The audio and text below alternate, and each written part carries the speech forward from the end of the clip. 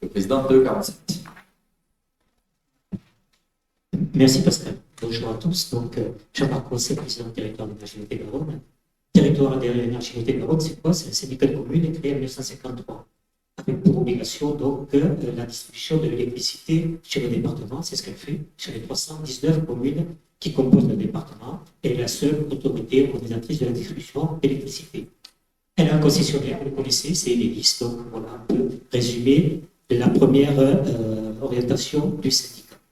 Par la suite, donc, ce syndicat a des compétences, le gaz, les eaux de chaleur, mais également s'est dirigé dès 2016 sur tout ce qui était énergie renouvelable et mobilité durable. Donc, mobilité durable, bien sûr, l'électricité, donc l'installation de bornes de recharge donc, pour véhicules électriques.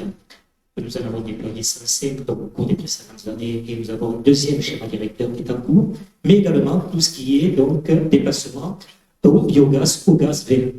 Et là, ça devient intéressant, et je crois que c'est l'occasion de notre réunion. Au niveau donc de ce gaz, mais on peut le produire côté Garonne. Certains qui sont ici le produisent déjà, et je leur remercie de leur présence. Ça a été très bien dit par le président Pascal de Sermé. Nous produisons du biogaz sur notre département, mais insuffisamment. Et on a une capacité, vous allez le voir, et les services présents vont le montrer, nous avons une capacité donc, de produire au-delà de ce que nous pourrions consommer. Donc c'est une réjouissance pour notre département, mais souvent je le dis, ne ratons pas le coche. Le coche, c'est maintenant. Donc, tous ceux qui envisagent de produire du biogaz, eh bien, le service donc, Comet 47, donc piloté par Rona Barthes et Fabienne Nebocourt, qui sont là, qui vont vous le présenter, il faut y aller des bizarres. Mais une fois qu'on le produit, on peut le consommer. Et là, on parle de transport. Ce transport, parce qu'elle l'a dit, il y a déjà 2 stations qui sont en service.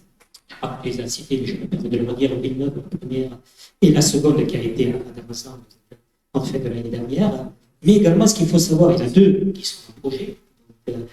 Pascal a parlé sur Boué, je me réjouis de cette orientation de Boué et de la d'Agen. Et la seconde à Samazan. Et les 2 arriveront le premier, mais enfin, le tout, c'est qu'elles arrivent tous les 2 rapidement. Ce qui veut dire quoi? C'est que l'Haute-Garonne sera déjà pourvu, c'est là où ça vous intéresse, les transporteurs, de stations où vos véhicules pourront se ravitailler. Ce qu'il faut savoir également, nous avons signé une convention, nous, TE47, avec l'ensemble des syndicats électriques d'énergie en Nouvelle-Aquitaine, c'est-à-dire sur les 12 départements, il y a 13 syndicats, et nous avons donc signé une convention d'engagement où nous allons déployer sur donc, nos départements, sur l'ensemble des 12 départements, 25 stations donc, de distribution de gaz vert. Tout l'intérêt est là. Mais j'ai été un peu long, donc je vais laisser la parole à ceux qui maîtrisent parfaitement ça. Donc je pense que c'est vous, Fabienne, et Rona. Donc je ne sais pas si vous interviendrez.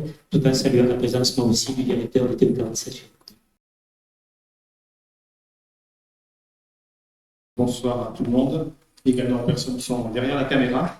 Je vais vous faire un panorama très rapide de ce que c'est que le biogène vert. Alors, je vais peut-être parler à la fois, adapter mon langage aux béotiens que ceux qui connaissent déjà. Désolé pour ceux qui connaissent bien et qui maîtrisent bien le sujet.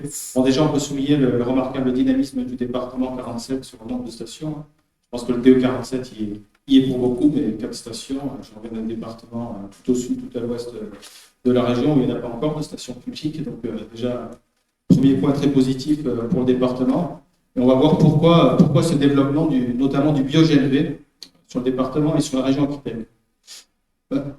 Le biogène V, il répond à des enjeux environnementaux, on ne va pas revenir dessus. Le nombre de décrets, de lois, de politiques internationales, nationales, régionales qui visent à accentuer la transition énergétique, met l'accent sur le transport. Pourquoi? Parce que c'est l'émetteur numéro 1 de gaz à effet de serre en France, 31%. Alors, il y a beaucoup de véhicules de particuliers qui ne sont pas le cœur du sujet de la soirée, on peut le comprendre, puisque le biogène V s'intéresse principalement aux 3 tonnes 5 et plus. Mais il permet de répondre rapidement, efficacement et vertueusement à ce besoin de répondre à cet enjeu environnemental. Alors, qu'est-ce que le GNV ou biogène V? Comme son nom l'indique, gaz naturel véhicule. Pour être très simple, je vais commencer par dire ce qu'il n'est pas.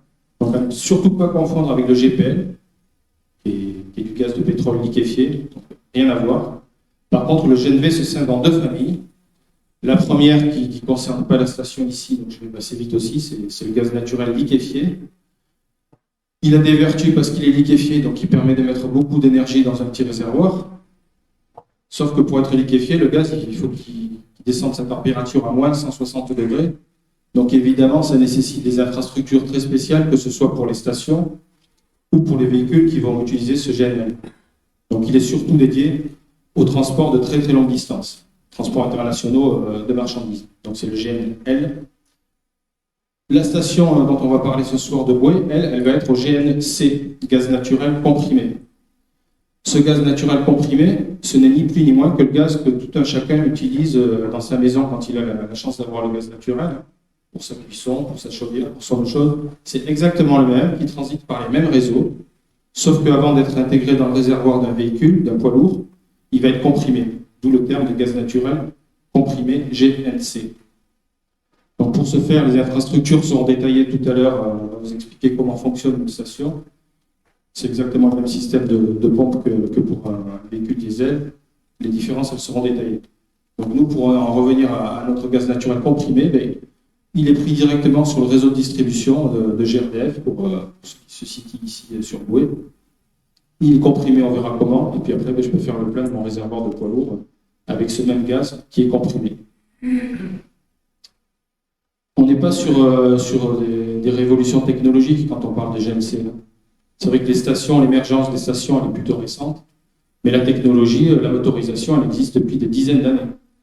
Vous avez des centaines d'autobus dans les métropoles qui sont les plus proches ici de Agen, que sont donc Toulouse et Bordeaux, qui roulent depuis quasiment 20 ans au GNC. Donc on est sur une technologie qui est fiable, qui a fait ses preuves depuis longtemps, avec des prix qui sont maîtrisés. Je crois que Yves Paulus est dans la salle et pourra détailler. Donc actuellement en France, vous avez 30 500 véhicules qui roulent au GNV. Vous avez l'année dernière un autobus sur deux, neuf, qui a été acheté et qui est au GNC. C'est beaucoup lié à la commande publique des autobus, des autocars aussi, puisque la région, quand elle lance ses appels d'offres pour les lignes régulières, elle regarde quelle est l'énergie qui va être choisie. Et un autocariste qui propose le bio-GNV, il va avoir un avantage concurrentiel parce qu'il utilise une énergie locale, parce qu'il utilise une énergie qui est vertueuse, et ça va être le chapitre suivant. Le dynamisme des stations, il y en aura 4 sur le département, il y en a 276 en France. Le dynamisme de la méthanisation, il va en face, on est à 426, et le tourneur, il compte quasiment tous les jours, le compteur, pardon. Et là aussi, on verra comment fonctionne un méthaniseur dans la foulée de ma présentation, puisqu'il y a un lien très direct entre production de biométhane et utilisation du biométhane pour la mobilité des poids lourds. Donc technologie fiable, éprouvée, la tendance elle est là, hein. Donc la courbe elle démarre en 2015 et puis vous voyez en 2021. Encore une fois, c'est surtout les poids lourds. Alors dans les médias, on parle énormément des véhicules légers, donc de l'électricité, l'hydrogène. La réalité pour ce qui est des poids lourds, c'est que c'est quand même le bio-GNV qui, à chaque fois qu'il y a des stations, en tout cas, qui est plébiscité parce qu'il répond aux besoins d'autonomie, de coûts maîtrisés, d'énergie disponible, et d'où cette croissance. Le nombre de poids lourds achetés a été multiplié par 8 en 4 ans, les poids lourds qui roulent au bio-GNV. Ce qui est intéressant aussi de voir, c'est que si vous faites le tour de vos voisins, le nombre de personnes qui vont vous dire moi, je prends du gaz vert pour ma chaudière ou de l'électricité verte, il y a très peu de personnes en réalité qui sont prêtes à payer plus pour utiliser un gaz vert. Par contre, dans le domaine de la mobilité, vous voyez, c'est 20% du gaz qui est consommé qui est du gaz vert. C'est-à-dire que un transporteur de marchandises, souvent pour répondre à la commande de celui qui lui demande de livrer les marchandises, du type Carrefour, Picard, qui ont généré la station d'Amazon, souvent il va demander à ce que les véhicules qui vont rentrer dans ces fameuses villes dont on a parlé tout à l'heure, où il y a déjà beaucoup d'autobus qui roulent au GNV, il va demander au transporteur d'utiliser un moyen de transport propre, qui lui permet aussi d'avoir l'autonomie pour transporter des poids lourds loin et longtemps, même chose pour les voyageurs. Et c'est pour ça qu'on a 20% des consommations de gaz dans la mobilité qui sont du gaz vert. Ici, toute la gamme des véhicules qui peuvent utiliser du GNC. Alors, comme je le disais tout à l'heure, on voit que sur les véhicules légers, le groupe Peugeot peut vous trouver d'autres modèles que des Volkswagen, mais on est vraiment orienté plutôt sur le poids lourd, même s'il y a une offre possible sur les véhicules utilitaires et sur les véhicules légers. La preuve, nous, GRDF, on a des véhicules, des Seat Arona qui roulent au gaz naturel des véhicules. J'ai pu venir jusqu'à la Agen comme ça, sans souci. En plus, je vais pouvoir m'avitailler sur Amazon, donc je suis tranquille. dans tous les véhicules lourds pour les collectivités locales et les bennes à ordures ménagères. Hein. Avec le BioGNV, vous avez un moyen de véhiculer des déchets qui en plus peuvent ensuite alimenter des méthaniseurs. Donc on est dans cette logique d'économie circulaire. Et puis les voyageurs, hein, je l'ai dit, je le répète, il y a toute une gamme d'autobus qui roulent grâce au BioGNV. Alors pourquoi ce choix du GNV et en particulier du BioGNV? Vous voyez s'afficher directement l'étiquette critère 1, on va y revenir. Ben, c'est tout simplement parce qu'on va réduire l'empreinte écologique, à la fois directement au pot d'échappement, mais aussi indirectement. Alors directement, pourquoi? Bon, je passe vite sur la pollution sonore, parce que effectivement, si on compare avec un véhicule diesel, c'est 2 fois moins de bruit, donc c'est quand même utile quand on fait des livraisons la nuit. C'est surtout par rapport à la santé et à l'amélioration de la qualité de l'air que le GNV et le BioGNV vont répondre aux attentes de toutes les communes qui notamment établissent des PCAET. Pourquoi? Parce qu'avec le GNV ou BioGNV, vous avez 95% de particules fines en moins. D'où le choix des grandes métropoles d'utiliser le BioGNV pour les autobus. 95% de particules fines en moins, ça veut dire une santé préservée pour les habitants qui se situent dans les grandes métropoles, mais aussi évidemment à Agen, puisque vous avez cité le projet d'utiliser le BioGNV, et même en milieu rural, hein, donc les autocaristes qui utilisent le BioGNV sur les lignes régulières de la région bénéficient de ce bienfait. Ensuite, par rapport aux enjeux de la planète, c'est 80% de CO2 en moins, gaz à effet de serre. Donc on répond à la fois à des enjeux de santé, avec les émissions de particules fines qui sont réduites de 95%, et les émissions de CO2 également de 80%, à condition de rouler au BioGNV par contre, je précise. Alors ce sera expliqué tout à l'heure pourquoi. Un méthaniseur, il produit du gaz vert avec des déchets qui, en amont, ont capté du CO2. Donc, le CO2 qui sort de l'échappement, il a été capté en amont par les déchets qui sont mis dans le méthaniseur et on est sur un bilan quasiment nul. Alors, il y a quelques mois, on disait qu'en plus, c'était moins cher que le diesel. Bon, on le dit moins en ce moment, mais on souhaite tous, pour d'autres raisons que simplement le prix du gaz et du gazole, que la guerre en Ukraine s'arrête. Mais j'ai 2 minutes, donc j'accélère. Donc on disait que c'était moins cher. Là, sur un bilan total à la fois économique et santé, on peut dire que le gaz vert a toute sa place. Et puis dès qu'on aura retrouvé un modèle de paix qu'on souhaite tous, mais on retrouvera des prix beaucoup plus abordables pour le gaz vert. On a parlé d'empreinte écologique directe. Côté empreinte écologique indirecte, là aussi on est très performant avec le BioGNV, j'insiste, BioGNV. Parce que si on raisonne en analyse du cycle de vie, c'est-à-dire que si vous prenez à la fois les émissions de CO2 à l'échappement, mais aussi les émissions générées par la construction d'un véhicule, comme vous le voyez, sur un poids lourd, un véhicule qui roule au BioGNV, sur sa durée de vie, à la fin, il aura un bilan carbone meilleur même qu'un poids lourd électrique. Pourquoi? Oui, j'en vois qui hausse la tête, mais pourquoi? C'est à cause de tous les coûts CO2 induits par la production et le traitement des déchets des batteries. Alors on peut toujours dire un peu moins, un peu plus, mais on est quasiment sur le même niveau de production de CO2 qu'un véhicule électrique quand on utilise un véhicule qui roule au BioGNV. Par contre, là, j'insiste, c'est BioGNV. Frédéric Audinel, qui est missionné par GRDF et la région, expliquera pourquoi on peut arriver à investir à moindre coût sur un véhicule BioGNV grâce aux aides de la région, et puis grâce aussi aux aides de l'État et au suramortissement. Ce qu'il faut retenir aussi, c'est que c'est facile de reporter les consommations d'un véhicule diesel en comparaison à un véhicule gaz, parce que quand vous consommez X litres au 100 en diesel, ça correspond à X kilos au 100 en GNV, donc c'est très facile, quand on connaît sa consommation de véhicule, de le transposer sur la quantité de gaz qu'il faut acheter pour assurer son autonomie. Et j'ai gardé le meilleur pour la fin. Pour le BioGNV, c'est aussi favoriser une économie circulaire. Ça va vous permettre, avec l'étiquette critère 1, de rentrer, vous pouvez faire votre plein ici à Boué et rentrer dans les zones à faible émission que seront Toulouse et Bordeaux sans souci. Et en plus, le fait d'utiliser un BioGNV, ça consiste à utiliser un gaz qui sera produit localement grâce au méthaniseur. Et c'est la transition que je voulais faire pour passer la parole à M. Constantin, je crois, qui va nous expliquer justement en quoi consiste un méthaniseur, comment il peut alimenter directement ou indirectement des stations BioGNV. Territoire d'énergie Lot-et-Garonne a mis en place un dispositif, donc le programme COMEX 47 en 2018. Et notre objectif était d'accompagner les agriculteurs dans leur projet de méthanisation. Et donc pour Territoire d'énergie, c'est pour accroître la production du gaz vert et local du département. Donc Fabien Constantin, président de la SAS Métal-Bray. Donc comme l'a remarqué M. Cosse et M. de Sermé lors de leur mot d'accueil, le Lot-et-Garonne affiche un potentiel pour le développement de la méthanisation très important. Et en fait, on a voulu vous mettre cette carte pour vous mettre en perspective en fait, le potentiel de production par département. Donc en fait, ici, vous voyez la ressource disponible, la quantité de ressources disponibles pour la filière de la méthanisation par département.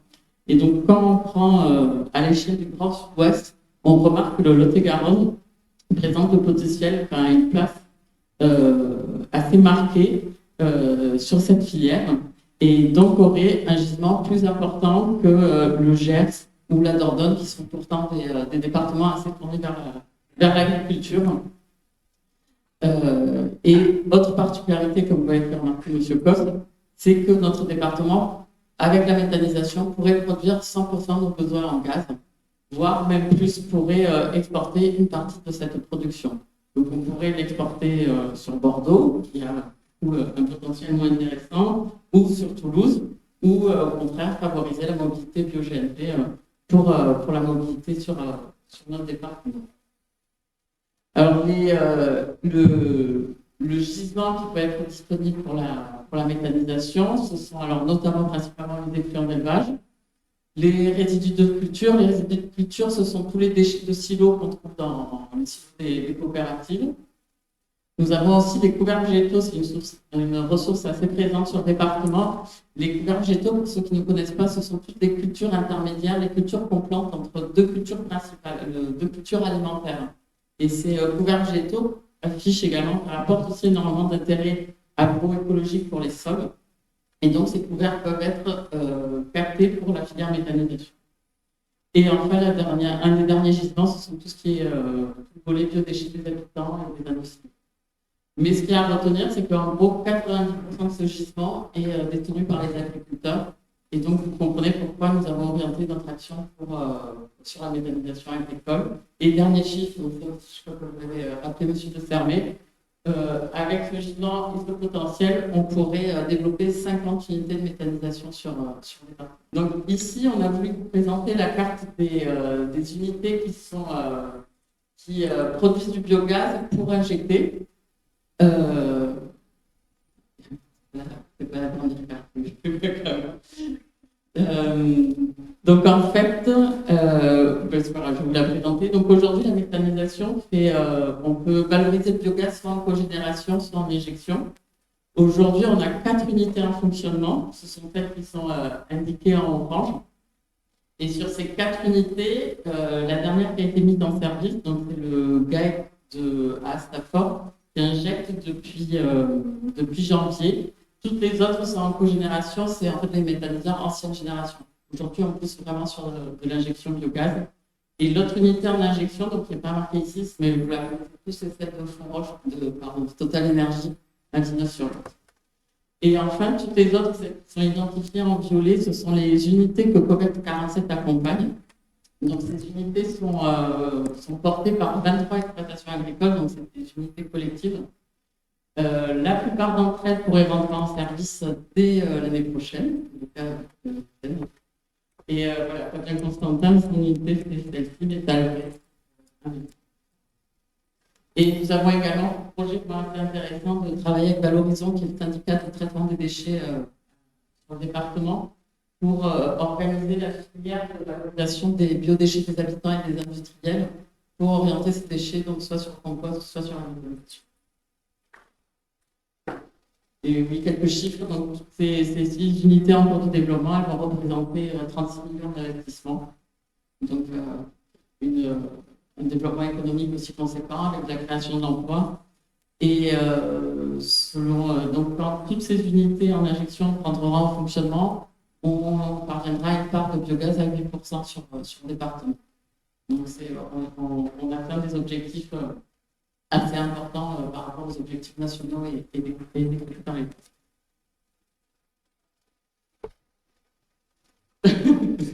loupé, je n'y arrive pas. Je suis allé très très loin, ouais. Tu peux le reproduire sur le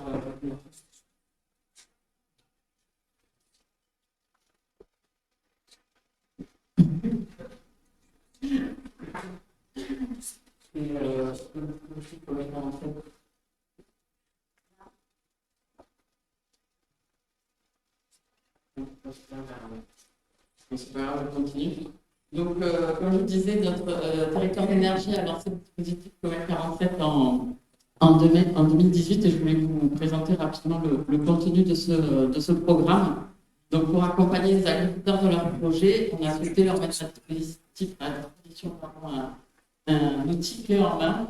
Et en fait, on propose à ces agriculteurs de leur financer en totalité les études de faisabilité.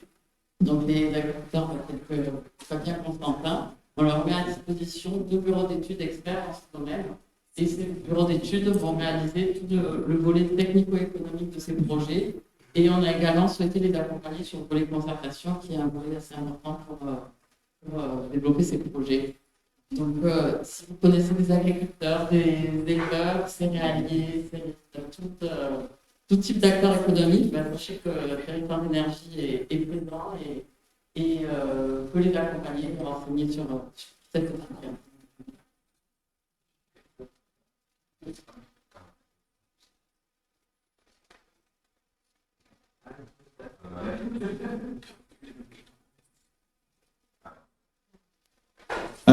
Donc voilà, donc nous, comme disait Ronan, on est les premiers à être partis dans le projet Comet 47. Donc à la base, on était un peu plus d'agriculteurs, donc il y en a quelques-uns qui ont voulu ne pas rentrer dans le projet. Donc aujourd'hui, on reste donc 7 exploitations agricoles très diversifiées. Donc on a de la volaille, on a de vaches allaitantes, vaches laitières, des cochons, des céristes, des chevaux, céréaliers, viticulture. Voilà, on a presque une grande palette de matières qui est ensemble. Et on a aussi donc la SEM qui aussi participe dans notre SAS. Voilà. Qu'est-ce qu'on peut dire voilà. Après, on récupère aussi les déchets de la coopérative de Cadalbret, qui est un ERAC. Là, c'est une très bonne source pour la méta, pour faire du gaz. Le sucre, c'est quelque chose de très important. Voilà. Je sais pas les quantités. Voilà. Alors, donc nous, la base principale de notre fonctionnement est basée donc, sur les effluents d'élevage, donc qui représentent quand même une 70% du volume des matières. Après, donc, résidus de culture, donc ça va être tout ce qui va être les déchets de tomates. Donc, c'est parce qu'on a un cériste, donc le cériste avec nous. Voilà. Et après, donc, tout ce qui est couvert végétaux, donc les cibles que l'on vient de semer pour les cibles d'été et également des cibles d'hiver qui, au niveau de la PAC, de toute façon, devient obligatoire pour nous. Alors si ce sont les cultures intermédiaires, donc les cultures intermédiaires sont obligées aujourd'hui de semer des cultures. Donc on a le choix de ce qu'on peut semer. Donc après un blé, après une céréale, après un colza, donc pour capter l'azote du sol pour éviter le lessivage.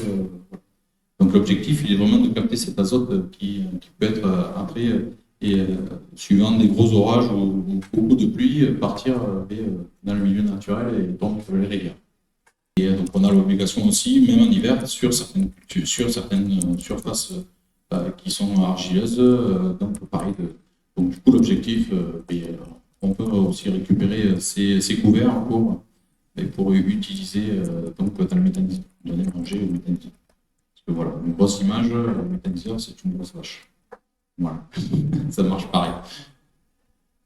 Voilà. Et donc après, du coup, on va produire les petites bactéries du méthaniseur qui vont travailler, donc vont produire du méthane. Ce méthane va être épuré et donc produire donc du biogaz qui va être remis dans les canalisations de gaz naturel qui arrivera en ville et ou aux stations bio-GNV.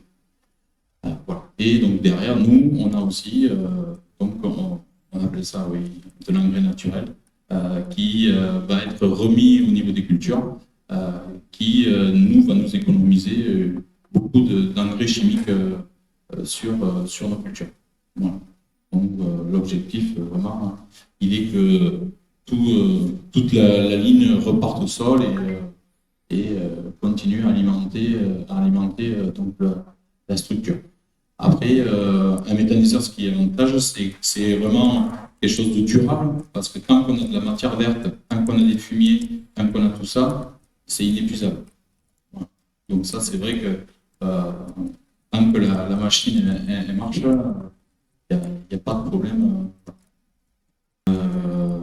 Voilà, donc notre SAS, donc du coup, est détenu donc en très grande majorité donc par les agriculteurs, mais parce que on détient aussi 95% des matières organiques qui va donner manger aux méthaniseurs. Et donc, après, est-ce que tu as mis d'autres? Ça, on l'a déjà dit, tout ce qui est apport donc sur les parcelles et valorisation des nos effluents. Donc ça, c'est notre site en projet. Donc si tout va bien, on devrait commencer les travaux en septembre, là, d'ici quelques mois, et produire du gaz, si tout va bien, en juin 2023. Voilà. Donc ça, c'est le site donc, qui a été retenu. Donc il est juste derrière les silos de chez Sansan, quand on va à Mézin. Voilà, ça ressemblera à ça. Voilà. L'objectif, nous, c'est de produire 85 nm3, avec l'option de monter à 100 nm3. Donc nous, notre ligne s'arrête donc à 4,5 km du site choisi. Donc on va construire donc, du coup cette ligne de gaz pour rejoindre notre unité et rejoindre donc, le réseau de Nérac.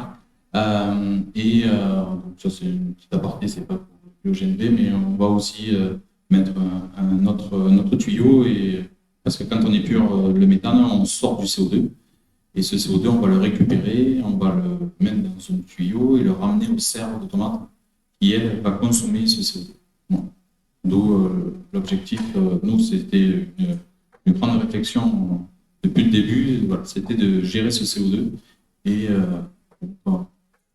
grâce à l'encadrement qu'on a aussi autour de nous, on a pu avancer sur ce projet-là et j'espère qu'on y arrivera.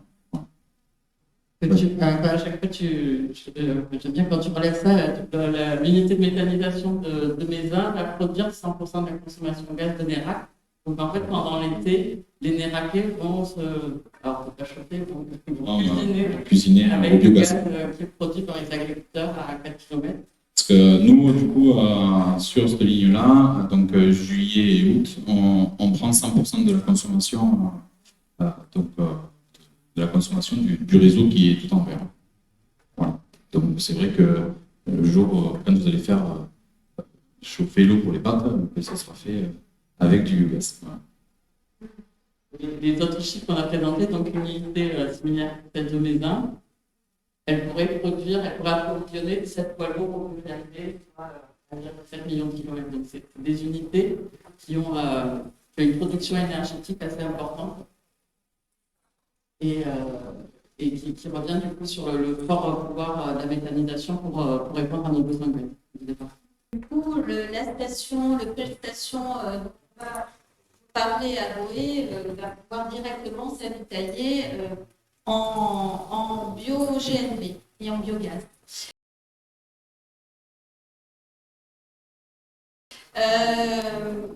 Je vais pas, Monsieur Casse a déjà présenté notre structure territoire d'énergie Lot-et-Garonne, donc je vais pas y revenir. Juste vous dire qu'on est une collectivité locale effectivement compétente en matière d'énergie et en matière de mobilité durable. Donc effectivement, on s'intéresse au croisement aussi de toutes ces thématiques. et ce qui nous a donné lieu à une réflexion dès 2016 où on a réalisé un schéma directeur gaz où on s'interrogeait déjà à l'époque à savoir quelle était la place du gaz dans la transition énergétique.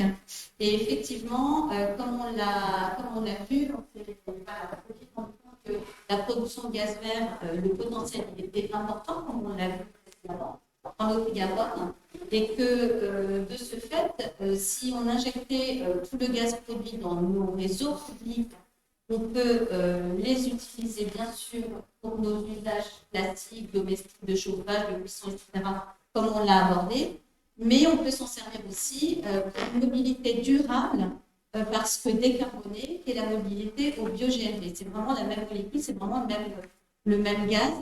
Et du coup, c'est très intéressant, notamment pour décarboner tout ce qui est poids lourd, hein, puisqu'on l'a vu, poids lourd, bennes ordures ménagères, bus, cars, etc.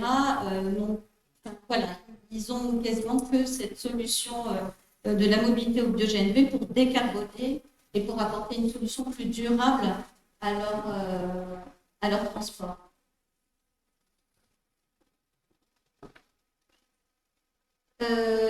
Donc en fait l'ambition du territoire d'énergie, c'est de construire, de contribuer à ce cercle vert du gaz en Lot-et-Garonne, donc d'aider à produire du gaz vert comme on vient de le voir à travers le programme Comet que nous venons de vous présenter. Mais c'est aussi de l'autre côté de la chaîne de contribuer à l'usage, à l'utilisation de ce gaz vert sur d'autres types d'usages, comme celui de la mobilité. Et là, c'est l'objet d'un programme qu'on a appelé Mobiogaz 47, qu'on a lancé dès 2019, et qui a vocation à faire sortir, à faire émerger, à faire développer des stations de bio-GNV sur le département.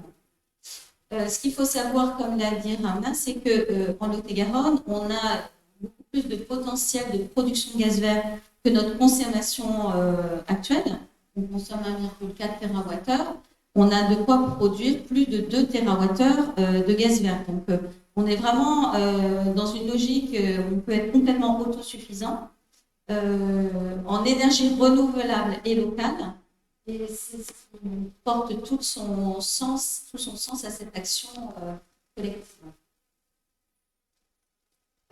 On l'a vu, du coup, on l'a déjà vu, là, mais la production de gaz vert, donc si on rajoute les deux unités, effectivement, dont on a parlé, entre les deux unités déjà en production et celles qui sont en développement dont on vient de parler, effectivement, on atteint déjà 9% de notre consommation énergétique avec les sites que nous avons vus.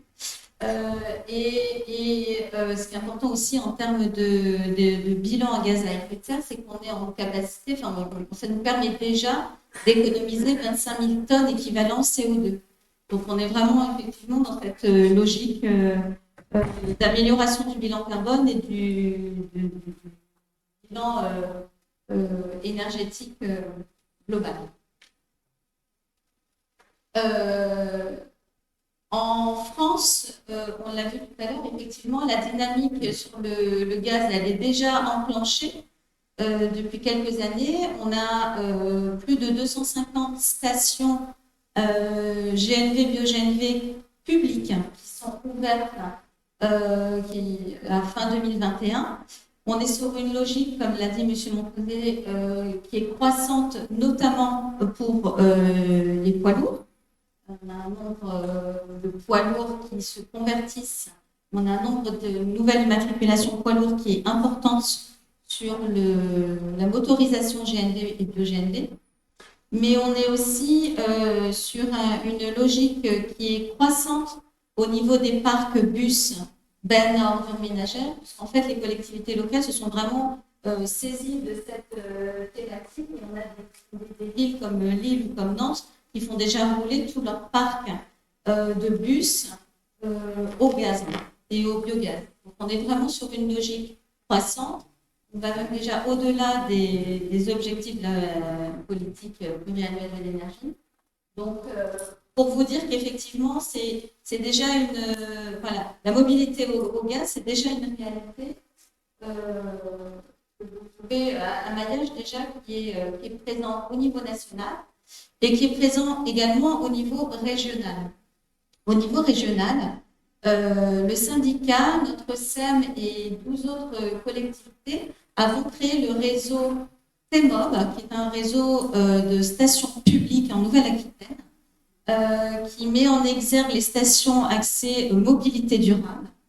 Et sur tous les projets que l'on a recensés, tous les projets publics, donc vocation biogaz, électrique et voire plus tard à l'hydrogène vert, on a déjà 15 stations publiques qui sont dans les tuyaux, si je puis dire, d'ici 2023 qui devraient voir le jour. Et on a 25 stations qui sont en projet d'ici 2025. Donc c'est vrai que c'est important parce que le réseau, le maillage est un enjeu important pour les transporteurs. Donc sachez que c'est vraiment une logique, une dynamique qu'on a également au niveau régional et on le verra avec la région tout à l'heure. Il y a vraiment une volonté de développer à la fois la production gazière et à la fois la mobilité au gaz en région Nouvelle-Aquitaine. Au niveau, si on zoome encore plus au niveau du département du Lot-et-Garonne, on a déjà 2 stations ouvertes au public, 2 stations poids lourds qui sont en fonctionnement. Et ça, suite au programme Mobiogaz 47 qu'on a lancé avec les syndicats. Donc, on a fait il y a quelques temps cette étude régionale pour voir un peu où était le maillage pertinent à la maille de notre département pour l'implantation de stations.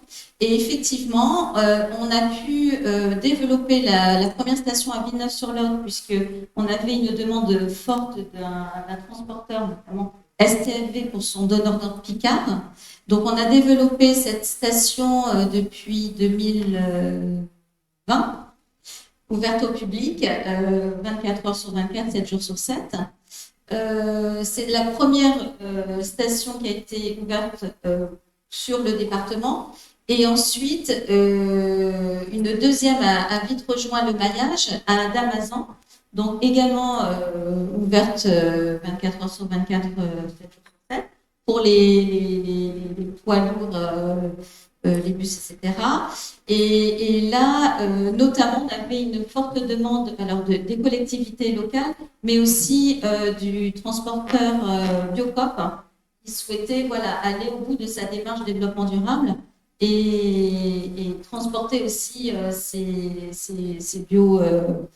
produits bio en roulant au bio également. Donc, on a vraiment une démarche intégrée et complète.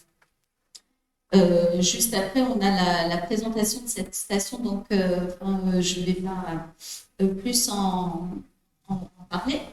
Mais le syndicat, dans le cadre de ce maillage et de cette étude Mobiogaz dont je vous parlais, a aussi identifié 2 autres sites qui étaient pertinents pour compléter ce maillage en termes de flux de transport. Donc, on a un site sur Agen-Boé, que l'on va voir juste après, et également un site sur Saint-Mazan, en sortie autoroutière. Donc là, c'est un projet qui est également en développement et qui devrait voir le jour 2024. Sur Agen-Boé, voici, alors je ne sais pas si on voit clairement, on est sur la rive droite, on est à côté du marché aux bestiaux. Et là, alors on a travaillé dans le cadre de cette étude, notamment avec l'agglomération d'Agen, on a identifié les transporteurs, les zones, etc. d'intérêt. Et on a très vite retenu notre intérêt sur une parcelle se situant sur l'actuel marché aux bestiaux, donc sur le site de Boé. Une parcelle de 3000 m² sur ce site qui fait plus d'1 hectare. Et comme le disait M. de Sermé, l'avantage de ce site, en plus d'être facilement accessible à proximité de flottes captives, de secteurs économiques, de zones économiques et industrielles, c'est qu'on est également sur une zone sur laquelle la collectivité, l'agglo d'Agen, prévoit de faire venir ces véhicules, ces bennes ordures ménagères, ces bus, ces véhicules légers, tous ces services techniques. Donc, on a une vraie synergie. On a toute une flotte de véhicules qui va rester positionnée, qui va pouvoir s'avitailler à la future station et bénéficier du coup de la proximité immédiate de cette station. Bien sûr, et c'est l'intérêt de la soirée, de la réunion de ce soir, c'est de présenter ce projet puisque tout acteur intéressé, toute entreprise, tout transporteur, etc., peut s'avitailler sur cette station qui sera ouverte 24 heures sur 24. Pareil, qui est accessible évidemment sur du poids lourd. Qui a vocation à être une station multi-énergie, puisqu'en fait, on retrouvera une borne de recharge pour véhicules électriques, couverte d'une ombrière photovoltaïque, une station qui va se développer, qui va être évolutive en fonction des besoins, donc qui peut évoluer jusqu'à 4 pistes de distribution. Et voilà, et dont la sortie devrait être soit fin 2023, soit début janvier 2024 au niveau de son ouverture. Quelques modèles, quelques exemples, quelques photos de véhicules qui s'avitaillent. Donc on voit bien effectivement des poids lourds, des bennes à ordures. Là on est sur un avitaillement sur la station de Villeneuve, si je ne dis pas de bêtises, mais je laisserai ensuite la parole aux différents intervenants qui vont vous présenter les stations.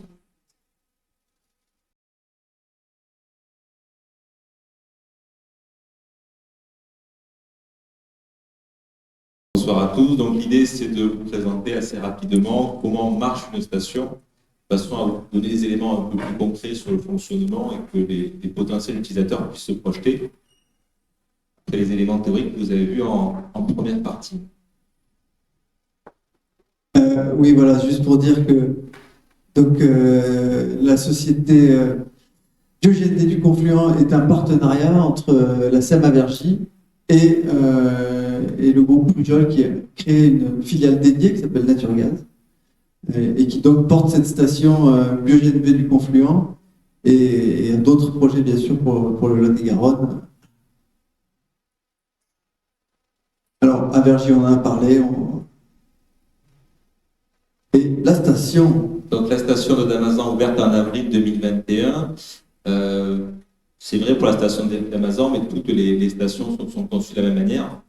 Donc, pour que vous puissiez vous situer, on va retrouver, comme sur une station carburant classique, les pistes de circulation où on peut se garer.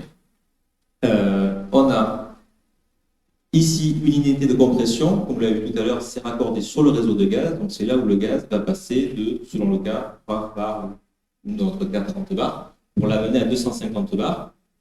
Il va être stocké de manière transitoire au niveau d'un espace avec des bouteilles air comprimé.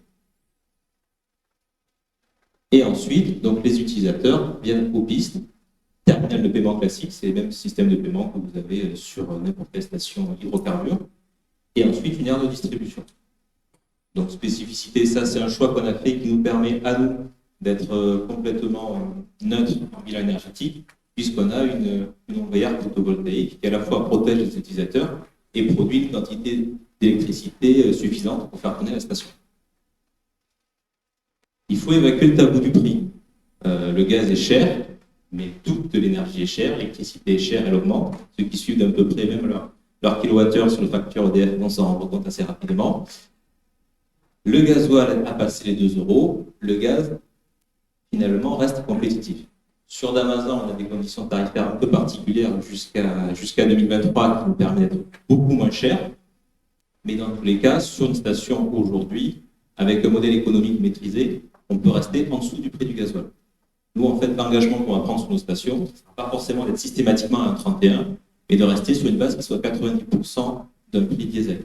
Qui permet, quoi qu'il arrive à l'utilisateur, de boucler son modèle économique, d'être sur un coût de revient du véhicule à l'utilisation qui sera inférieur à ce qu'il aurait sur un véhicule diesel. Grâce aux efforts qu'on fait sur la station et grâce aux dispositifs d'accompagnement qui sont nationaux ou régionaux, Frédéric vous les présentera un peu plus tard.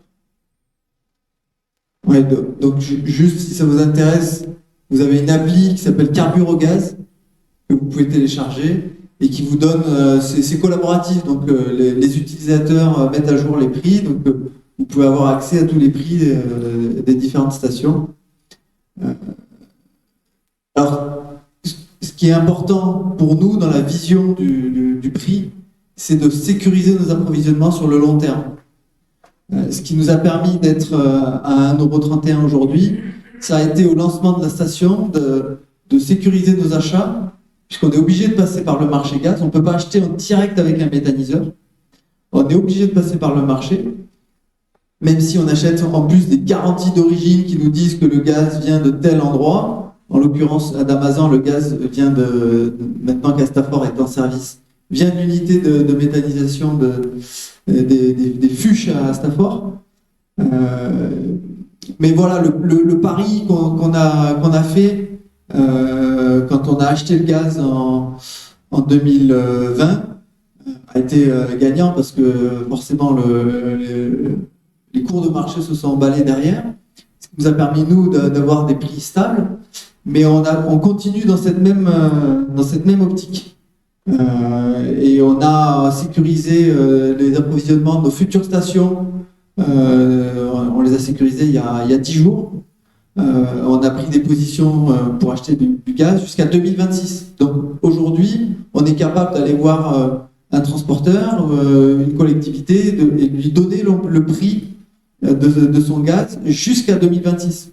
Ce qui n'est pas possible quasiment. Voilà, quand on achète du gasoil, on n'est pas capable de ça. Et ce qui nous permet aussi, là, on a pu acheter avant que ça flambe vraiment. On ne sait pas ce que ça va donner, les prix à venir. Donc voilà, on est sécurisé là-dessus. Je pense que c'est vraiment le point clé, et c'est aussi ce qui nous permet de mieux matérialiser ce lien qu'on a avec les méthaniseurs, parce que les méthaniseurs, eux, ils vendent à prix fixe sur 15 ans. Donc on essaie de se rapprocher de ce modèle-là.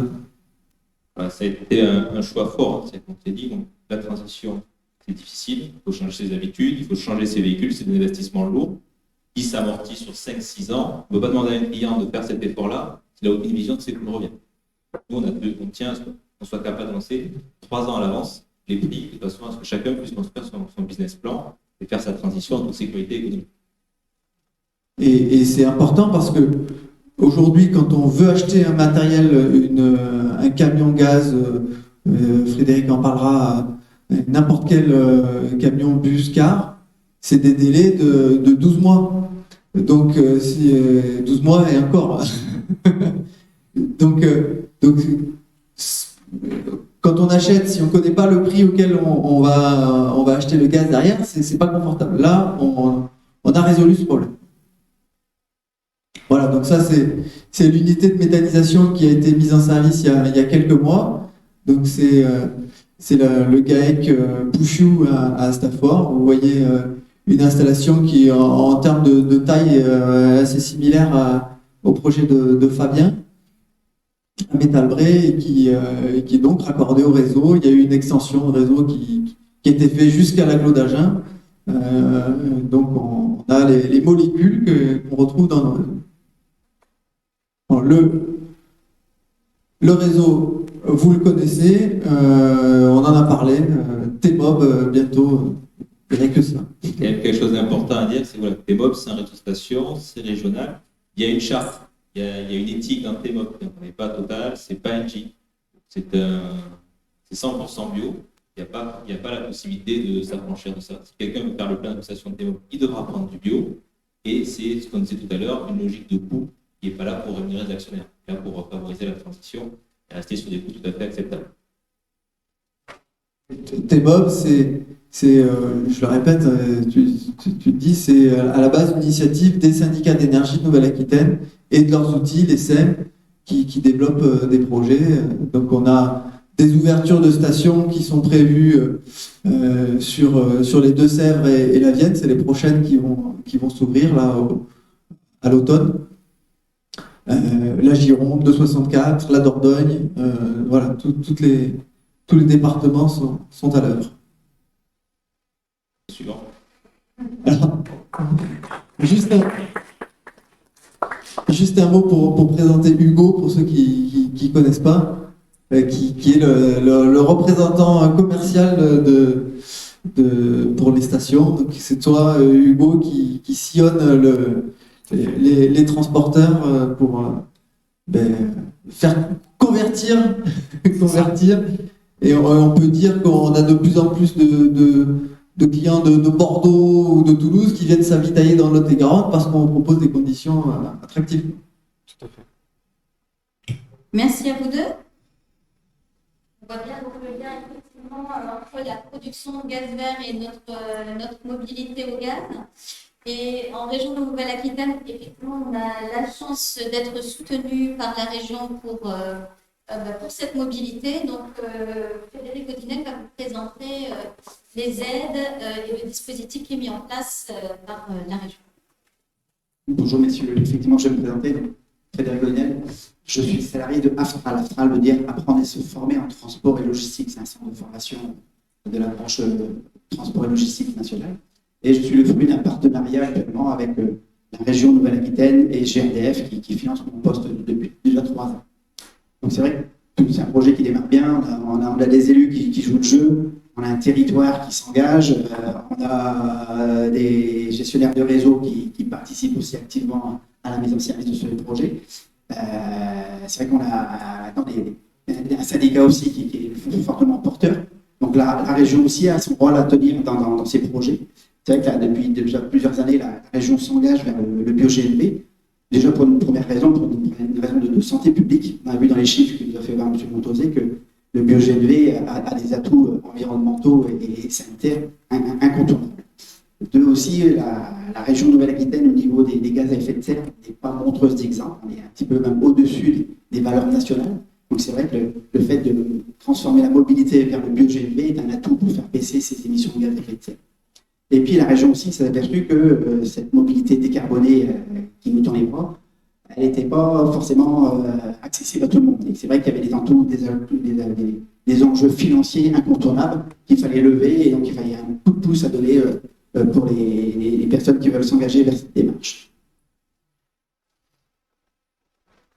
Donc la région a décidé de lancer un appel à projet en 2019, dans lequel elle s'engageait à accompagner donc les porteurs de projets, donc deux types de soutien. Un premier soutien envers les porteurs de projets, donc comme ils sont présentés ici sur ce beau projet ici à Aude.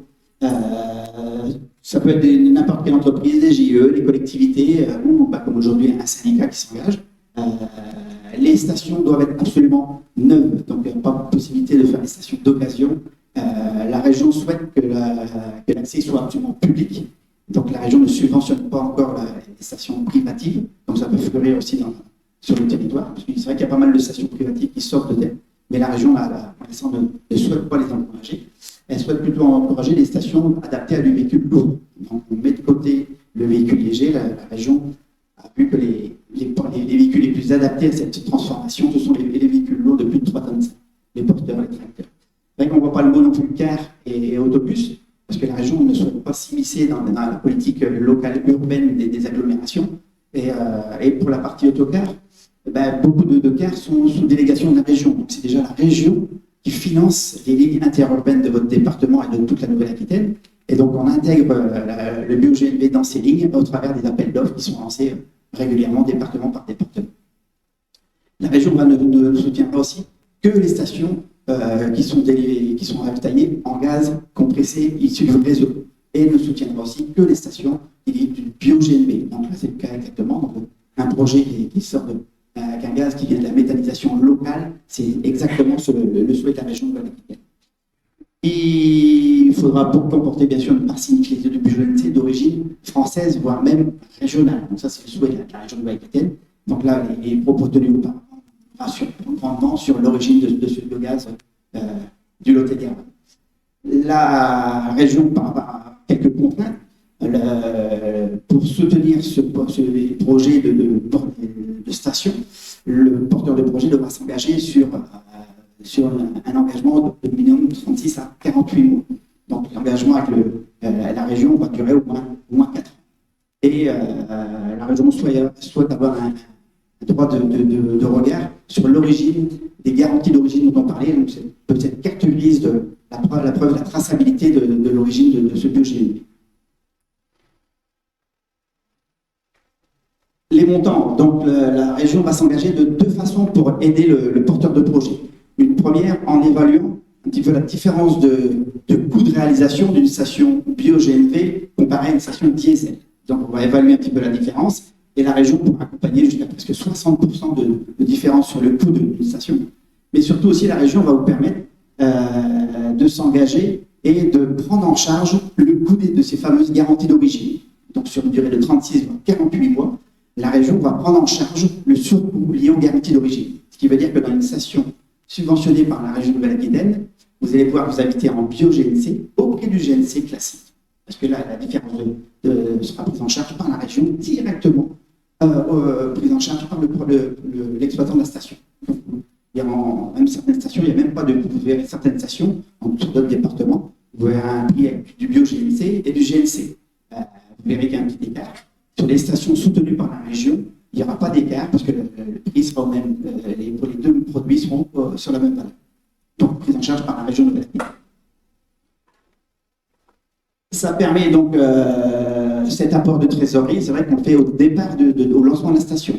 Le temps que tous les véhicules qui ont promis de s'engager arrivent, il faut 1, 2, 3 ans, où ce sont des années un petit peu difficiles pour un porteur de projet. Donc c'est vrai que l'apport de trésorerie que fait la région au tout début de projet avec ce financement des garanties d'origine en amont du projet va permettre de solliciter un peu moins les trésoreries des stations. Et puis voilà, ça vous permet d'avoir ce bio-GNC local au même prix qu'un GNC international dont on ne maîtrise pas encore les prix. Deuxième aide aussi que la région vous propose, c'est là directement pour les acquéreurs de ces véhicules. C'est vrai qu'une étude de nos amis concessionnaires poids lourds sont présents dans la salle. C'est vrai qu'un véhicule GNV est plus cher qu'un véhicule diesel. Les écarts se rassemblent un petit peu, mais néanmoins, il y a toujours ce surcoût qui est variable selon la taille de votre véhicule, selon la catégorie, un autobus et un autocar, un poids lourd. Il y a toujours cette différence de prix qui est préjudiciable à la santé économique des entreprises. Donc la région souhaite aider les acquéreurs de véhicules, qu'ils aient acheté leur véhicule en crédit bancaire, en location, en crédit bail, ça sera pris en charge. Attention, je mets en avant quand même les différents types de modes d'acquisition de vos véhicules. L'aide de la région au niveau de l'acquisition de véhicules va être adressée aux détenteurs du véhicule, aux détenteurs de la carte grise. C'est-à-dire que dans le cas d'un crédit bail, c'est votre bailleur qui va recevoir l'aide. À lui de la retranscrire dans le loyer mensuel, c'est-à-dire qu'il va les aider, il va vous la redistribuer pendant 36 voire 48 mois, au fur et à mesure de votre engagement avec lui. Alors que si vous êtes propriétaire directement avec un crédit bancaire, la région vous verse en deux mandats directement, l'aide directement à vous, détenteur du véhicule. À voir aussi ici le crédit bailleur, parce qu'il y a une aide aussi de l'État, ce qu'on appelle le suramortissement. Là aussi, le suramortissement est à destination du bailleur. À voir si votre bailleur est éligible au suramortissement ou pas. Alors que quand c'est un prêt bancaire classique, la catégorie est à votre nom, l'aide de la région est directement pour votre structure et le suramortissement l'est aussi pour directement. Donc là, voilà, petite différence, mais je suis ouvert à toute discussion en fin de soirée pour vous expliquer tout ça. La condition que met en avant la région pour avoir une aide sur l'acquisition des véhicules, c'est que ce soit absolument des véhicules neufs. Les poids lourds, donc j'en ai parlé tout à l'heure, c'est du véhicule de plus de 3 tonnes 5, qui s'alimente en bio-GNV. C'est-à-dire que si vous alimentez la station de Boé, qui va livrer que du bio-GNV, donc là vous êtes complètement éligible aux aides de la région. On va vous demander de vous engager auprès du porteur de projet de l'exploitant de la station pour une durée de moins de 3 ans. Donc on va évaluer un petit peu ensemble vos consommations sur votre véhicule. Il faut savoir qu'un véhicule consomme à peu près la même chose entre diesel et gaz. Donc, si vous avez un véhicule qui consomme 31 litres de gasoil au 100, il consommera à peu près 31 kg de gaz au 100. Avec variabilité, mais en gros, c'est la règle. Donc, on vous demande de vous engager auprès du porteur de projet, de l'exploitant, sur une durée de 3 ans. On évalue vos consommations et de là, la région va pouvoir s'engager auprès de l'exploitant sur le nombre de garanties d'origine qu'elle doit valoriser auprès de l'exploitant. réserve aussi, attention, on n'achète pas le véhicule et on vient réclamer la subvention. On monte un dossier de subvention et seulement après on commande le véhicule. C'est comme dans le marché public, c'est un petit peu la même chanson. L'aide va se porter jusqu'à un maximum de 50% du surcoût de votre véhicule. Sur un véhicule de 3,5 tonnes, il y a à peu près un surcoût de 4 000 euros. Déjà que le suramortissement étatique, vous avez absorbé ces 4 000 euros. Pour un 44 tonnes, on va être aux alentours entre 25 30 35 000 euros de surcoût. Là, la région va en prendre 50%. Voilà. On a même des valeurs pour des autocars qui se dépassent là. Même si vous avez un surcoût de 40 50 000 euros, la région va prendre toujours, encore une fois, jusqu'à 50% du surcoût de ce véhicule. Donc, si je fais un petit ratio rapide, un véhicule de 44 tonnes européen va coûter en moyenne 30 000 euros de plus. Là, la région vous offre 15 000 euros sur présentation de 2 devis. En fait, vous faites un devis de votre véhicule de gaz, un devis de votre véhicule diesel, si possible de même marque, à équipement identique. Et donc, au vu des 2 devis, la région vous présentera sa subvention. Je dis jusqu'à 50% en fonction de la taille de votre entreprise. Les grands groupes vont se limiter à 40%. Encore une fois, je rappelle, n'oublions pas qu'on indemnise, on subventionne le détenteur de la carte grise. Donc, si c'est un groupe international, forcément, l'aide va être limitée à 40%. Et souvent, les crédits bailleurs, c'est le cas. L'avantage donc cet appel à projet, de ces subventions, c'est qu'il peut se cumuler effectivement avec le suramortissement fiscal de l'État. Vous avez dans toute entreprise qui paye des impôts le droit d'amortir vos véhicules. En fonction du tonnage du véhicule, vous aurez le droit à un suramortissement qui se base entre 20 et 60% de la valeur de votre véhicule. Quand je reprends mon exemple d'un véhicule on va dire à 120 000 euros, un 44 tonnes de GNC, qui a le droit, lui, à 44 tonnes, à 40% de suramortissement, ça vous fait encore une fois un cadeau fiscal d'à peu près 15 000 euros. Si vous avez bien compté, on avait un surcoût de 30 000 euros. 15 000 sont absorbés par l'aide de la région et 15 000 sont absorbés par l'aide fiscale de l'État. Et donc, vous partez avec un véhicule GNC neuf au même coût que votre véhicule diesel. Si en plus vous avez détaillé dans la station, qui était, si j'ai bien lu les chiffres, 1,31 € du kilo, pour l'instant, on ne perd pas d'argent. Deuxième, si vous avez quelques ambiguïtés sur les chiffres que je viens de vous énoncer, je suis à votre disposition pour me rendre en B2B, donc directement chez vous, pour mesurer ce qu'on appelle le coût de possession, comme les Anglais disent le TCO, pour vous aider à intégrer les aides de la région, les aides de l'État, le surcoût, effectivement, on peut en parler avec nos amis concessionnaires de la maintenance d'un véhicule gaz, il y a un léger surcoût, il est évident, on l'intègre. On intègre aussi le fait que jamais aucun transporteur qui roule, que ce soit en Nouvelle-Aquitaine ou au niveau national, ne s'est fait voler 1 kg de gaz. Jamais. Ça, c'est intégré aussi dans les coûts de possession de vos véhicules. Tous les transporteurs qui dignes de ce nom sachent que c'est que le vol de carburant. Il y a un coût, c'est enregistré dans leur business plan. Voilà, donc ça, on intègre tout ceci, pas le vol, j'ai du mal à l'évaluer, mais je vous aide à mesurer avec le prix d'1 kilo de gaz, les aides que vous pouvez avoir, l'acquisition de votre véhicule, combien vous allez gagner d'argent avec un véhicule de GNC, effectivement en fonction du prix du gaz, effectivement. Mais c'est vrai que là, vous avez une belle opportunité, avec ces prix bloqués pendant 3 ans, ça peut rassurer aussi vos clients. Vous partez sur un deal de 3 ans avec un prix bloqué. Actuellement, le gasoil est à un prix record. Qu'est-ce qu'il va devenir dans 1 an? Je ne le sais pas. Et quelles sont vos relations avec ces clients pendant 1 an? Je ne le sais pas non plus. Donc voilà, donc là, je peux vous aider à mesurer ça de façon à prendre la bonne décision à tête reposée. Le montage des dossiers se fait par secteur. Donc pour votre secteur, c'est Émilie Albert, la région de Nouvelle-Aquitaine, qui va veiller au bon fonctionnement de votre subvention. Donc c'est à elle qu'il faut l'envoyer, ou à moi, et je lui transmets. C'est elle qui étudie, ça passe tous les 2 mois en commission à la région. Toutes les demandes pour l'instant ont été acceptées. Il y a encore de l'argent à la région qui est disponible pour la mobilité. Je ne dis pas qu'il y en a encore pour tout le monde. Hein. Et sinon, voilà, pour l'animation, on est 2 animateurs maintenant en Nouvelle-Aquitaine. Il y a M. Snouba qui m'a rejoint et qui va s'occuper plutôt du sud de la région de Nouvelle-Aquitaine. Il est basé à Pau. Et moi, j'alimente la partie nord. Et voilà, Émilie va s'occuper du montage de vos dossiers. Encore une fois, je rappelle, contactez Émilie, préparez votre dossier, même s'il n'est pas finalisé, mais vous êtes enregistré. À partir de là, vous pouvez commander vos véhicules. C'est vrai qu'il y a des délais aussi de livraison de véhicules, donc, mais n'oubliez pas de déposer votre dossier et seulement après commander votre véhicule. Voilà. Et puis je suis à votre disposition pour toute question technique, financière, sur cette solution vertueuse et surtout mature.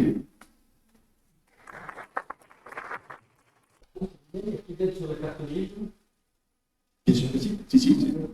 Donc dans le TCO, c'est intégré. Voilà, tout à tout de faire un TCO ligne par ligne. Effectivement, je rappelle qu'une carte grise d'un 44 tonnes, qui est un billet de 1 500 €, ça c'est offert par la région. Mais que ce soit du GNC ou du bio-GNC, il n'y a pas de différence. Effectivement, on a du gaz vert en Lot-et-Garonne, on a des stations, on a un projet d'une nouvelle station à Boé, on a des régions de la nouvelle, on a des aides de la région Nouvelle-Aquitaine. Donc voilà, je vous incite effectivement vraiment à vous mettre en relation avec Frédéric pour voilà, étudier un petit peu pour votre flotte les chiffres concrets et voir un petit peu comment vous pouvez avancer sur ce sujet. Et voilà également le TCO que je vous propose. C'est vraiment précis, voilà. D'où l'intérêt de venir effectivement à votre rencontre pour voir avec vos chiffres, vos nombres de véhicules. Et je vous laisse l'outil de façon à le manipuler dans tous les sens et à refaire les calculs.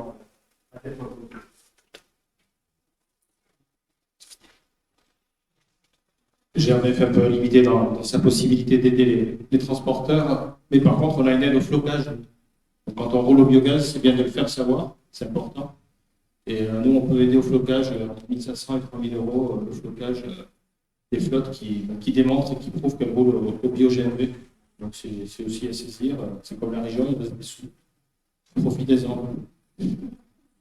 Ce sont des éléments positifs d'information et de communication. Nous vous proposons de terminer effectivement ce tour d'horizon par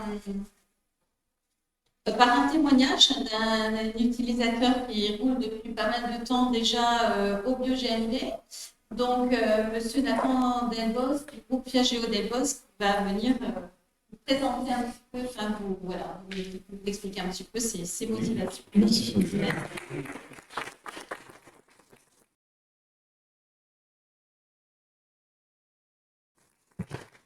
Merci pour l'invitation.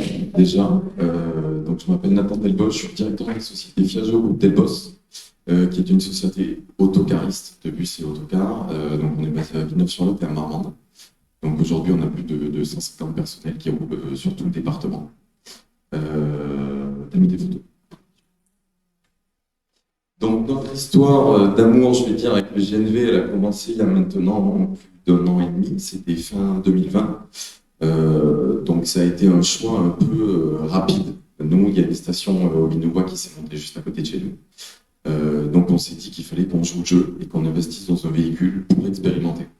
Alors donc, les transporteurs dans la salle, ils savent très bien que quand on investit dans des véhicules, il vaut mieux savoir qu'est-ce qu'on va lui faire faire après. Nous, c'était pas le cas, on l'a acheté comme ça.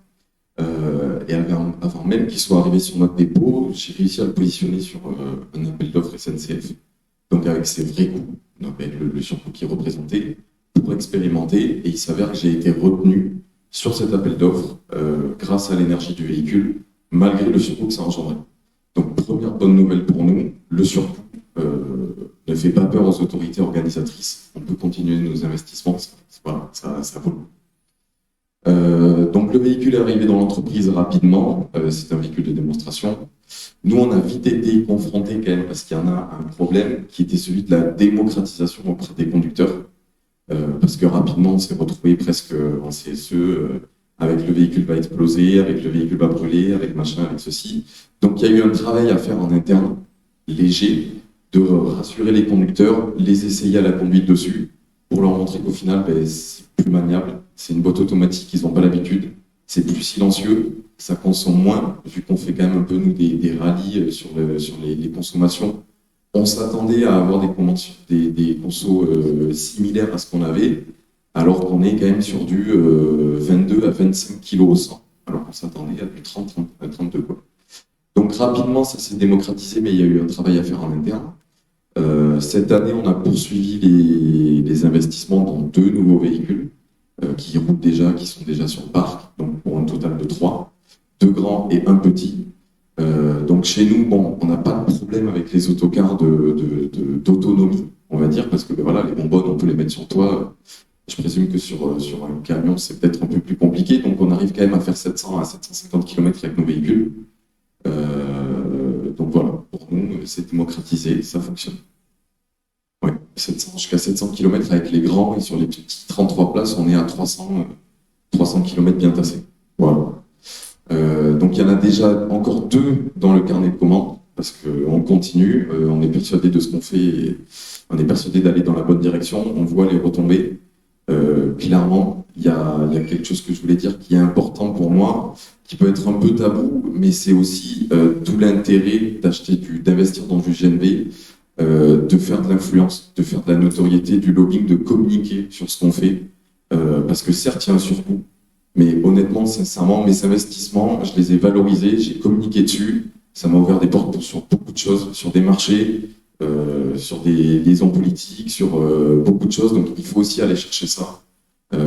Voilà, moi j'ai étiqueté mon entreprise, ça a été un vrai choix, de montrer qu'on savait faire du verre, qu'on allait diversifier nos énergies, qu'on était contemporain, voilà, qu'on était dans les temps, et je pense que ça, honnêtement, pour une société de transport aujourd'hui, voilà, je pense qu'il ne faut pas laisser le train passer sur ce sujet-là. Après, voilà, c'est un avis personnel sur la chose.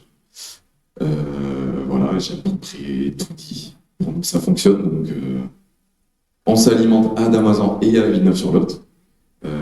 Ça, c'est quand même bien pour nous, parce que ce qui est compliqué dans l'autocar, c'est qu'on ne peut pas faire le plein quand on a des personnes en charge.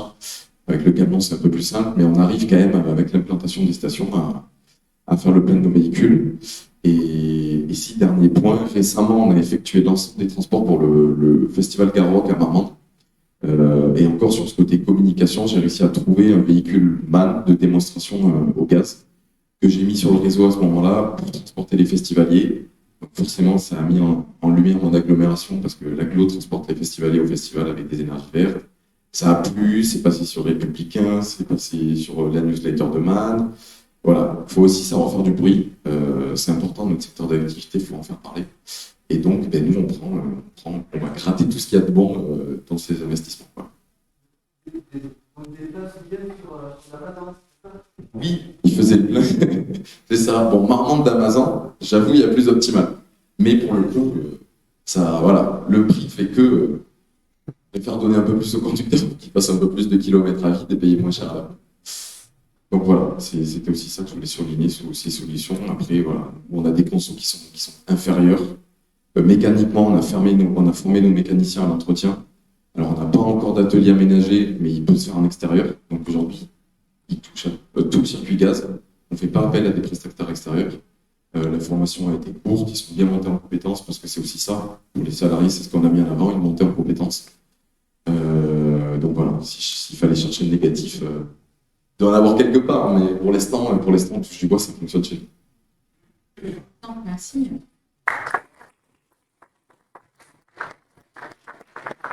Est-ce que vous avez eu des retours des usagers ou Honnêtement, pas énormément. On a quand même eu, pour le compte de Garros Weekend, une entreprise qui nous a dit si vous voulez nous déplacer par contre avec un véhicule à énergie verte, j'ai fait déplacer un véhicule de Villeneuve jusqu'à Saint-Mazan. Avec un conducteur qui ne l'avait jamais conduit, mais qui a réussi à le prendre en main facilement sans même être formé. Donc, côté client, on a quand même un peu une demande des fois.